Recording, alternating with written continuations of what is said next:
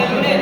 Sa central part ng portion of chest, over the breastbone, o yung tinatawag natin sternum. Kung right-handed ako, ipapatong mo lang yung kaliwang kamay doon sa kanan ko, then interlock, overlap, then interlock, then position. Ano po? Nakaposition ng tatlo sa patient. Dapat yung ating mga braso ay diretso. Hindi po kailangan nakabaluktot. Naka 90 degrees. Okay? Isasara lang natin po kasi for training. Pero sa actual, huwag niyo palalagay yung kamay, pambira. Hindi niyo makukuha yung tamang CPR. Parang paktay ka na gawa. Ito lang din ako pinalagay kasi para makuha natin yung actual. Okay? Then, naka 90 degrees. Sabi dyan, 30 chest compression ulit. Sa limang cycle, meron tayong limang cycle. Sa bawat isang cycle, meron tayong 30 chest compression sa kadalawang rescue breath. Ang gagawin natin ay 5 cycle. So, madaling salita, 5 beses akong uulit magbigay ng 30 chest compression sa kadalawang rescue breath. Okay, ito.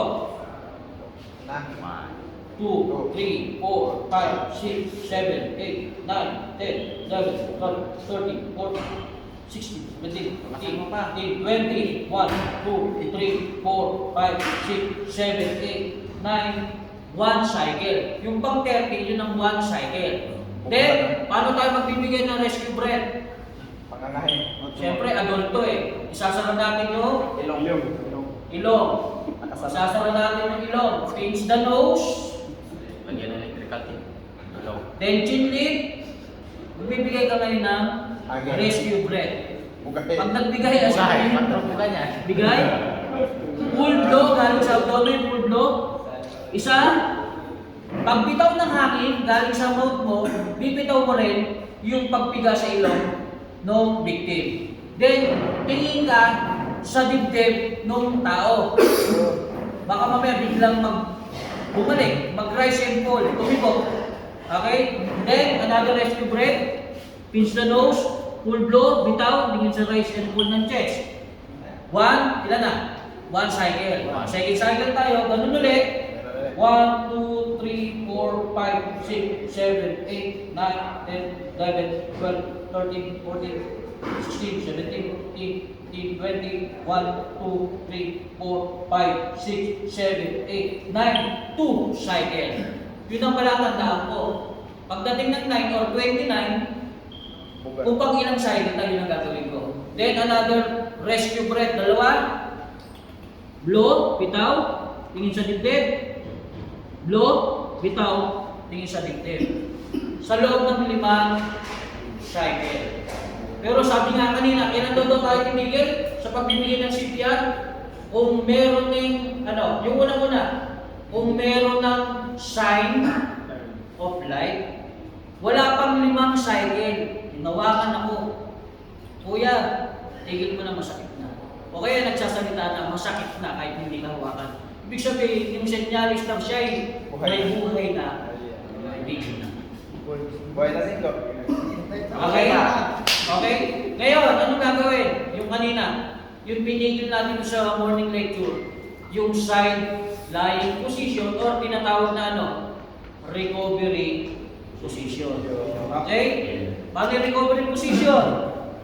Yung pinakamalayong kamay. Pinakamalayong kamay. Ano yung pinakamalayong kamay niya sa'yo? Yung kanan. Ilalagay dito. Ikitikit mo. At yung pinakamalapit na kamay niya sa'yo, yung kaliwa, obvious. Itataas. Yung pinakamalayong paa niya, syempre yung right. Ibibend. Then hawak. Hold.